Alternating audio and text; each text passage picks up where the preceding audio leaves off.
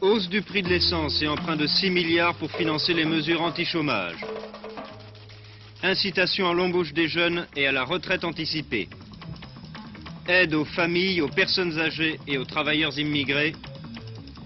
Raymond Barre a engagé la responsabilité de son gouvernement sur son plan de 12 mois.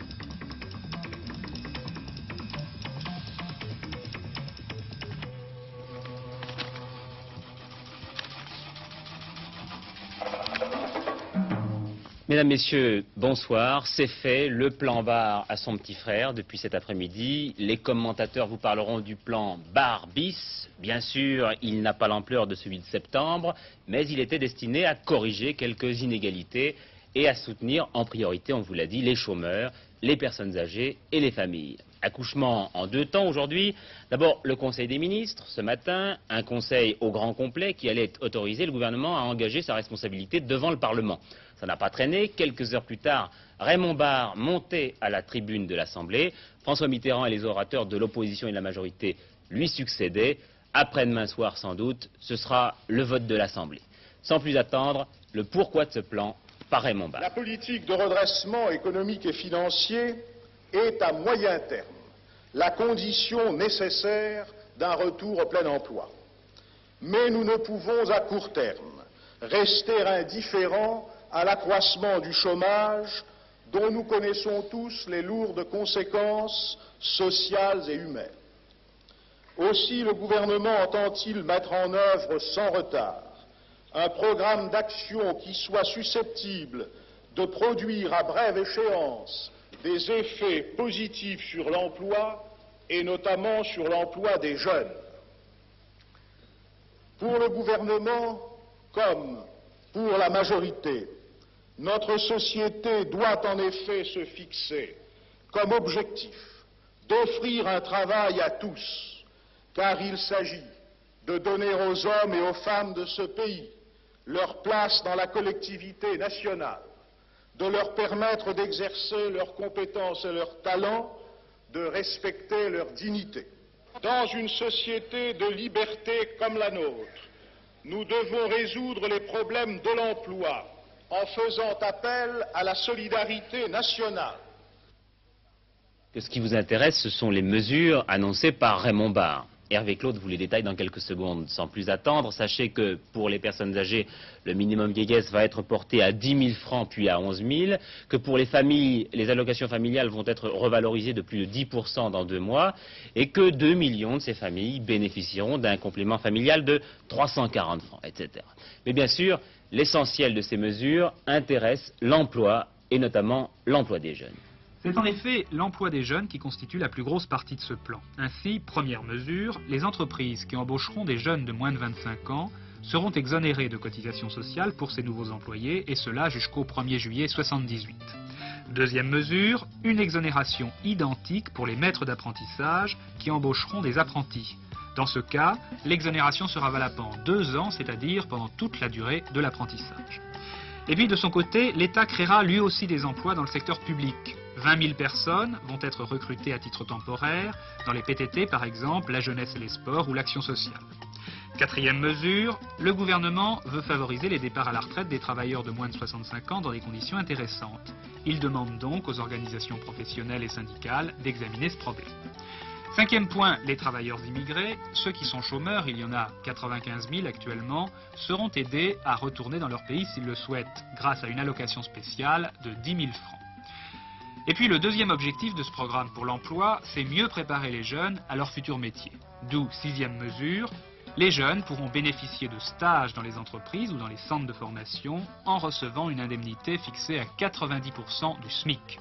Enfin, dernier point, les contrats emploi-formation, jusqu'ici réservés aux jeunes, seront étendus aux femmes seules ayant au moins un enfant à charge et aux veuves. Deuxième partie du plan, l'effort en faveur des familles et des personnes âgées. Là encore, toute une série de mesures. Les plus importantes, une majoration des prestations familiales de 10,2% avec prise d'effet au 1er juillet. Et puis pour les personnes âgées, le minimum vieillesse porté à 11 000 francs par an. Dernier élément du programme, enfin, pour soutenir l'activité économique, le gouvernement va augmenter le volume des équipements publics engagés en 1977. Ainsi, des crédits seront affectés aux travaux publics, aux bâtiments et à l'environnement. À noter que cela devrait aussi créer des emplois, environ 35 000. Voilà pour les mesures. La note à payer maintenant, un coût total de 5,5 milliards échelonné sur 2 ans, ce qui portera pour cette année le déficit budgétaire à environ 13 milliards de francs. Alors comment va-t-on le financer? En majeure partie par un emprunt à long terme de 6 milliards, largement exonéré d'impôts, mais aussi par une décision que je vous laissais prévoir hier et qui vous intéresse tous bien sûr, une hausse du prix de l'essence. La facture du plan Barre, un peu plus de 4 milliards cette année, vous le voyez, c'est le budget qui supportera le gros de la note. De leur côté, les entreprises verseront plus d'1 milliard supplémentaire pour la formation professionnelle. Au total, avec le déficit déjà annoncé, les dépenses de l'État en 1977 sont majorées de plus de 13 milliards. De nouvelles recettes fiscales vont fournir 1,5 milliard. L'augmentation des carburants, vous voyez ce qu'elle représente sur ce tableau, va procurer plus de la moitié des recettes nouvelles. Quant aux anticipations, ce sont des mesures techniques qui consistent par exemple à réclamer plus rapidement aux compagnies d'assurance certaines taxes qu'elles doivent à l'État. Le gros des ressources proviendra d'une part d'un emprunt lancé le mois prochain dans le public auprès des investisseurs traditionnels et d'autre part les épargnants seront sollicités par l'émission de bons du Trésor. Voilà, une pluie de réactions tout de suite après le discours de Raymond Barre. D'abord celle d'André Bergeron pour Force ouvrière. Il s'agit, dit-il, de dispositions ponctuelles mais insuffisantes. Je doute qu'elles soulèvent l'enthousiasme. Les PME apprécient ce qu'elles appellent un véritable pacte national pour l'emploi. La CGT et la CFDT condamnant sans nuance le plan Barbis. Il y a, dit la CFDT, un déséquilibre entre la gravité de la situation et la minceur des propositions. Enfin, Georges Ségui, il est inadmissible qu'à 48 heures d'une grève nationale des salariés de l'État, le Premier ministre n'ait pas eu un mot à leur intention. Voilà, nous avons essayé d'être le plus complet possible sur ces mesures, mais cela n'est pas tout, car ce plan s'est accompagné d'un débat politique à l'Assemblée, un débat de ténor, interrompu depuis 2 heures à peu près, et qui doit reprendre tout à l'heure à 21h30. Premier intervenant donc, le Premier ministre lui-même, qui à la fin de son intervention est redevenu politique en s'adressant d'abord à sa majorité. Je demande à la majorité de montrer au pays qu'elle ne doute pas d'elle-même. Elle peut mettre à l'actif de son bilan le remarquable développement économique et le considérable progrès social dont a bénéficié, oui messieurs, le considérable progrès social dont a bénéficié la France au cours des 20 dernières années.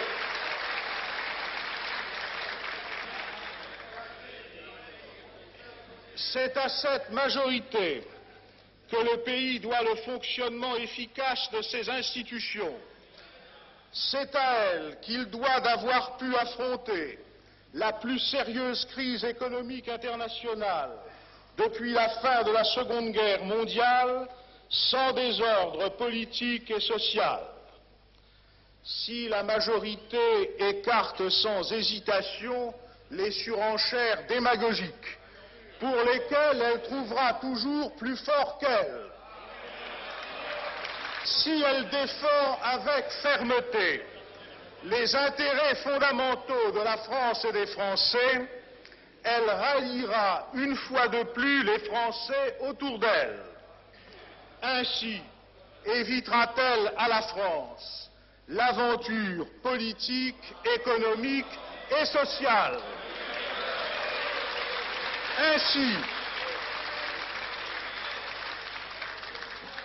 Ainsi permettra-t-elle à la France de demeurer dans le monde qui l'observe un pays sûr de lui et respecté.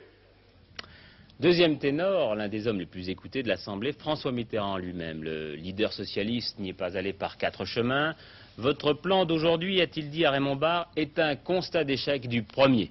Même tonalité dans les propos du président du groupe communiste. Nous écoutons François Mitterrand puis Robert Ballanger. Vous avez, monsieur le Premier ministre, ou du moins vous aurez jeudi, calmez-vous. la confiance de ce que je n'ose appeler la majorité parlementaire. Nous avons, vous le savez bien, la confiance de la majorité de notre peuple.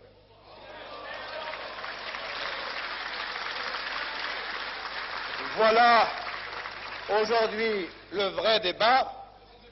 Nous userons, nous, de cette confiance avec sagesse et fermeté, en commençant par refuser un plan qui, après l'autre, conduit vers le désordre et vers la misère les affaires des Français. Vous comprendrez, Monsieur le Premier ministre, que vous et vos pareils, votre gouvernement, votre pouvoir, le chef d'État, ne sont pas crédibles. Vous avez les uns et les autres trop manqué à la vérité, trop souvent et trop longtemps raconté des histoires aux Français, ils ne peuvent plus vous croire.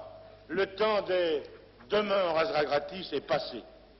Mais naturellement, il vous est difficile d'en sortir, car vous avez fait une méthode de gouvernement de ces contre-vérités. Du côté de la majorité, un absent, le giscardien Roger Chineau. C'est lui qui devait parler au nom des Républicains indépendants. Il a renoncé pour cet après-midi à son temps de parole. Et c'est à cause de nous. Pour pouvoir retransmettre le débat dans nos programmes de l'après-midi, Antenne 2 avait demandé aux orateurs de se succéder tout de suite après la déclaration de Raymond Barre. Roger Chineau souhaitait de son côté qu'il y ait un temps mort après le discours du Premier ministre. C'est donc Claude Labbé pour le RPR et Max Lejeune pour le groupe Réformateur qui se sont exprimés cet après-midi au nom de la majorité. Écoutons d'abord l'intervention de Claude Labbé, un soutien très conditionnel au gouvernement.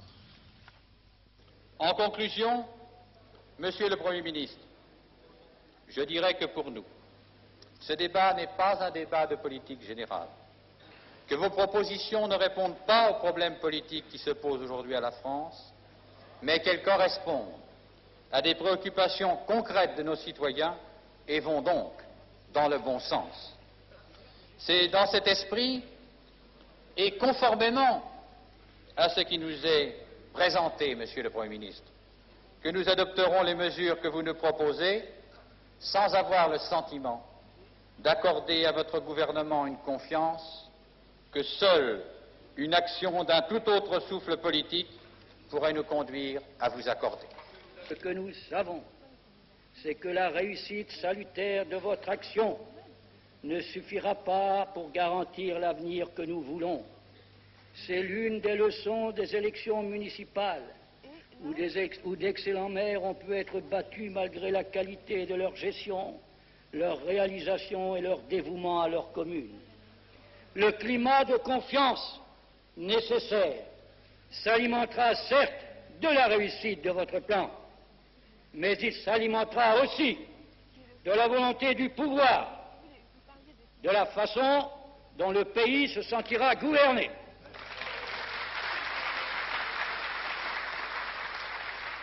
Et pendant ce temps-là, c'est Alain Peyrefitte qui donnait lecture au Sénat du discours écrit par Raymond Barre. Les sénateurs en débattront le 5 mai.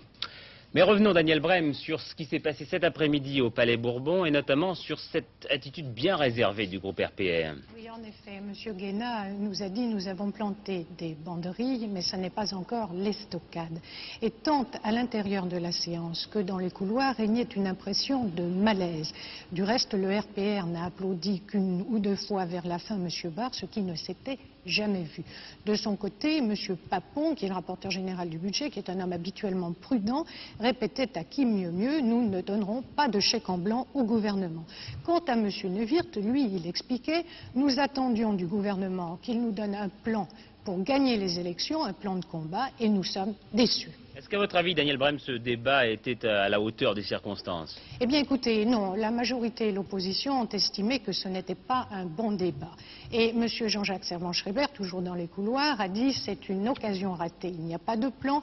M. Mermaz, socialiste, a dit c'est un catalogue sans fond politique. M. Josselin, encore socialiste, a dit c'est un petit menu pour un RPR qui n'a pas un gros appétit. Mais c'est peut-être M. Boudet, réformateur, qui a le sens de l'humour, qui a le mieux traduit le sentiment de la majorité.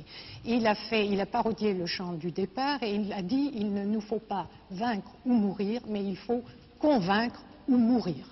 Voilà donc pour les réactions politiques. Nous avons voulu aussi à Antenne 2 nous porter à l'écoute de tous ceux que cela peut concerner directement, les jeunes.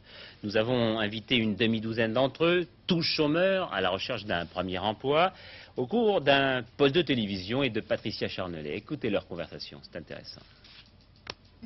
À l'effort national de création d'emplois, le gouvernement autorisera le recrutement à titre temporaire de 20 000 personnes. Que pensez-vous des moi, stages pour les personnellement, apprentis? je fais cette expérience de stage d'apprenti. J'ai fait un centre FPA à Toulouse en tant qu'handicapé. Et donc, j'ai fait un centre pour câbleur électronique. Je suis sorti de ce centre-là et je me suis retrouvé au chômage. 20 000 emplois dans le secteur public, qu'en pensez-vous? Moi, je pense que c'est intéressant.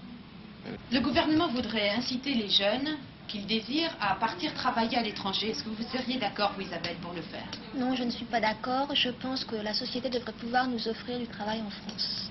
Est-ce que vous accepteriez de faire le travail que font les travailleurs immigrés en France? Dans un certain sens, si je n'arriverais pas, malheureusement, à trouver une place dans ma branche. Et vous, Jean-Louis?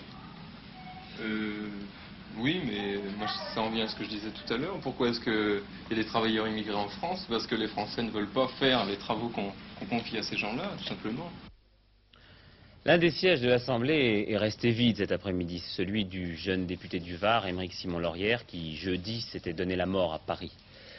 Tous ses collègues ont eu une pensée pour lui. On l'enterrait ce matin à Paris. Beaucoup de monde à ses obsèques. 5 anciens premiers ministres, des hommes politiques, des journalistes, des amis.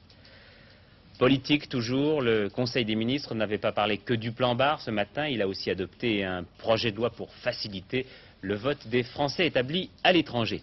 Et puis les ministres se sont peut-être penchés sur cette statistique du ministère du Travail, sur laquelle nous refermions notre journal hier. Les Français, je vous le disais, sont désormais plus de 53 millions. Mais ce n'est pas tout. Dans la même étude, on apprenait que les Français se mariaient de plus en plus jeunes, que le nombre des divorces avait doublé en 10 ans, et surtout que la natalité marquait le pas depuis 2 ans. Une préoccupation bien inquiétante. Les Français et les Françaises souhaitent avoir moins d'enfants qu'autrefois, si bien que les générations ne se renouvellent plus. Mais la population ne diminue pas pour autant. À supposer que la fécondité des femmes françaises demeure ce qu'elle est, nous serons 55 millions en l'an 2000. Après ça, la population diminuera. Nous ne serons plus que 36 millions en l'an 2100 et même 17 millions si la fécondité baissait encore. Surtout, nous serions alors une nation de vieux.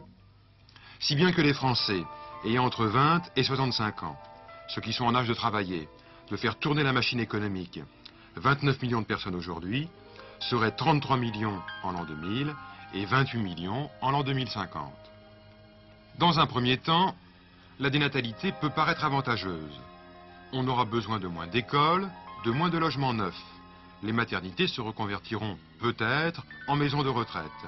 La sécurité sociale servira ses prestations familiales à moins de gens. De ce fait, les Français pourraient payer moins d'impôts, en tout cas pendant 20 ans. Mais la médaille comporte un revers. Chaque adulte actif devra donner une part de plus en plus forte de son salaire pour payer les retraites des personnes âgées. Car bientôt, la charge financière pour la collectivité des personnes âgées deviendra plus importante que celle qu'entraîne l'éducation des jeunes. Pour eux, la promotion sociale sera d'ailleurs freinée. Les charges d'éducation des enfants sont, pour l'essentiel, assurées par les familles. Celles des personnes âgées le sont par l'État et les collectivités locales. Un pays de vieux, c'est donc aussi un pays où l'intervention de l'État se fait beaucoup plus pesante. Ce n'est pas aujourd'hui que la brèche dans le puits de pétrole en mer du Nord sera colmatée. Les collaborateurs du pompier américain Red Adair ont repoussé d'1 jour leur opération sur la plateforme Ekofisk. Opération délicate pour laquelle la France est disposée à intervenir si on le lui demande. C'est Michel Dornano qui l'a dit tout à l'heure. Opération qui continue à faire pas mal de remous en Norvège. Il pleut sur Stavanger, il y a du vent, la mer est agitée et ça, c'est le problème. Ce matin, à 200 km derrière moi, en pleine mer du Nord, un bateau a pu aborder la plateforme accidentée. 3 hommes sont montés, 3 Américains vêtus de combinaisons étanches. D'autres les ont suivis pour commencer les travaux préliminaires à la fermeture du pipeline accidenté. On imagine les conditions de travail sur une plateforme à peu près comme celle-ci, en plein vent, au milieu des gaz, sous une pluie de pétrole et d'eau salée que déversent en permanence les bateaux-pompes pour refroidir le pétrole brûlant et éviter une explosion. Alors tout dépend maintenant des conditions atmosphériques. Or, elles se détériorent. Il faut 3 jours de travail pour effectuer la tentative de fermeture. Si le temps continue à se dégrader, ce sera impossible. Alors les hommes de leurs bateaux regarderont impuissants le geyser de pétrole gicler à la cadence de 3000 tonnes par jour et alimenter les nappes d'huile rougeâtre qui recouvrent la mer. Une douzaine de bateaux essaient en ce moment de contenir la nappe avec des filets, de la concentrer et de la pomper dans des navires citernes. Si on peut, dans les jours qui viennent, stopper l'hémorragie de pétrole, les spécialistes pensent qu'ils pourront éviter une marée noire sur les côtes. Sinon, ce sera la catastrophe. Les plages du Danemark, de la Norvège, de l'Écosse, de l'Allemagne pourraient être polluées. Le travail aujourd'hui a repris autour de la plateforme accidentée. 150 000 barils par jour. L'optimisme des hommes, peut-être pour forcer le destin et ne pas voir l'avenir en noir.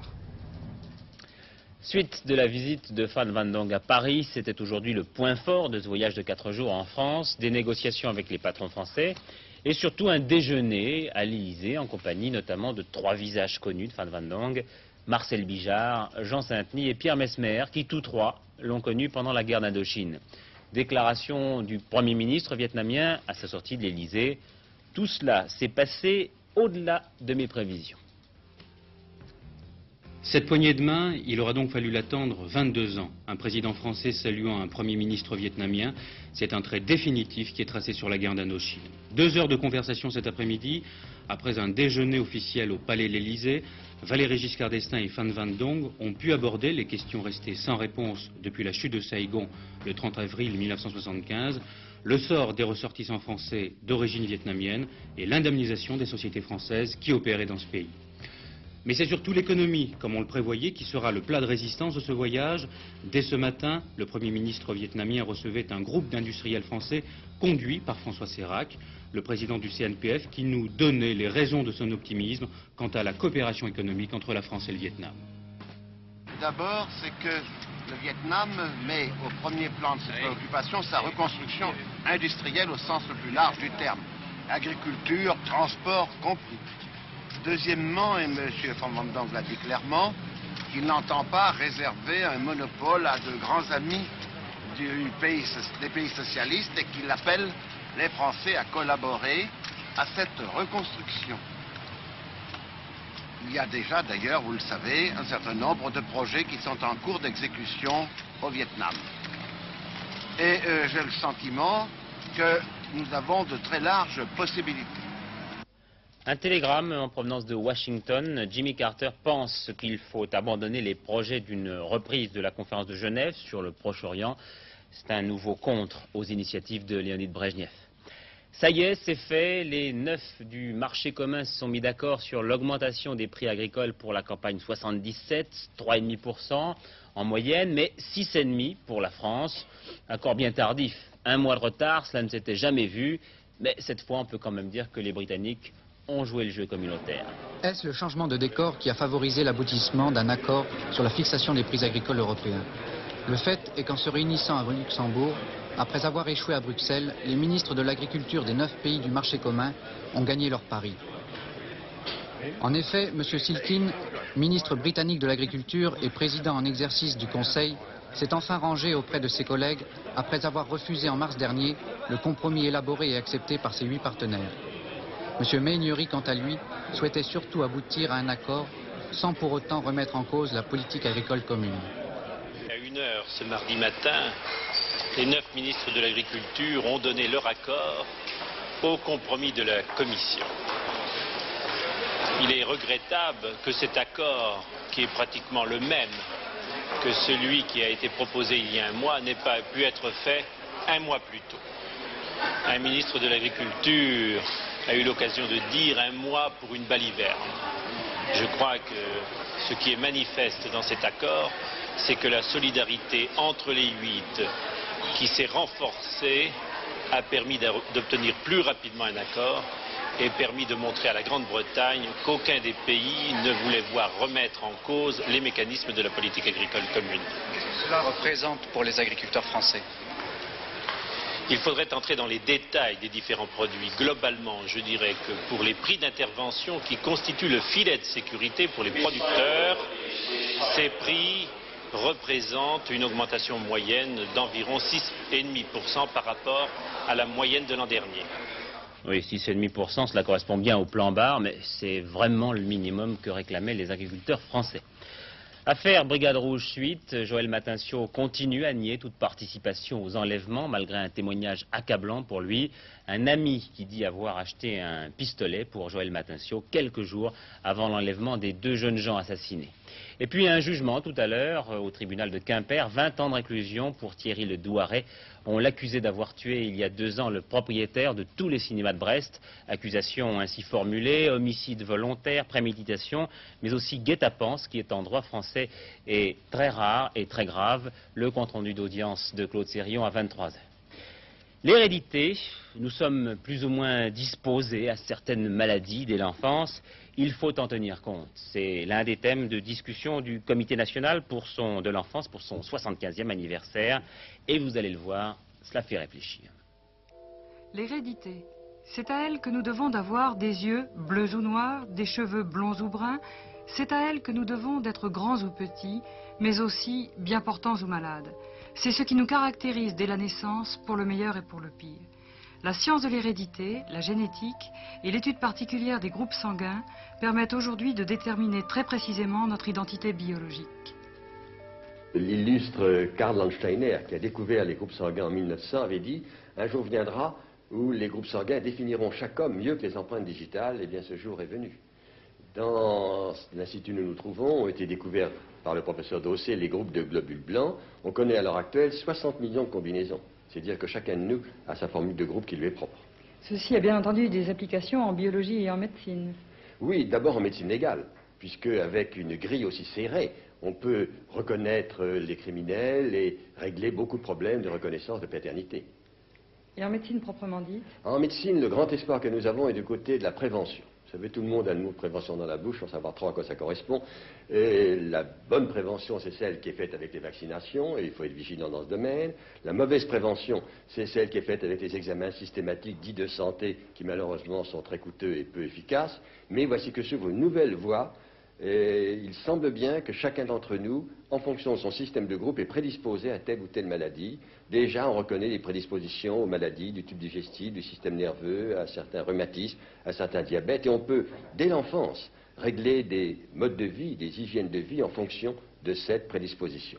Et ce qui est très remarquable, c'est qu'on nous avait beaucoup dit que la médecine du futur serait une médecine collective, grégaire. C'est tout le contraire qui se produit. Chacun de nous est différent des autres, et la médecine doit être adaptée à chacun des êtres humains. Toujours pas de nouvelles du voilier RL, disparu depuis 2 semaines. L'épave découverte en rade de Marseille n'était pas celle du bateau. Et puis un coup de chapeau aux basketteurs français qui ont remporté le tournoi de Sofia en battant l'équipe du RSS B de justesse. 78-74, les Français ont gagné presque tous leurs matchs face à des équipes difficiles. C'est du bon travail. Voilà, sachez pour terminer que la commission de la sélection française au Festival de Cannes a rendu son verdict. 3 films sont présentés par la France à Cannes. Un Taxi Mauve d'Yves Boisset, La Communion solennelle de René Ferret et Le Camion de Marguerite Duras. Le temps pour terminer, encore de la pluie sur la Bretagne, la Normandie, puis le Bordelais, le Massif central, le Jura et l'Est. Et puis enfin dans la soirée sur les Alpes et les régions de la Méditerranée. Voilà, je vous souhaite à tous une excellente fin de soirée. Votre prochain rendez-vous avec l'information est à 23h30, après les dossiers d'écran, en compagnie de Pierre Alain. Bonne soirée à tous, à demain.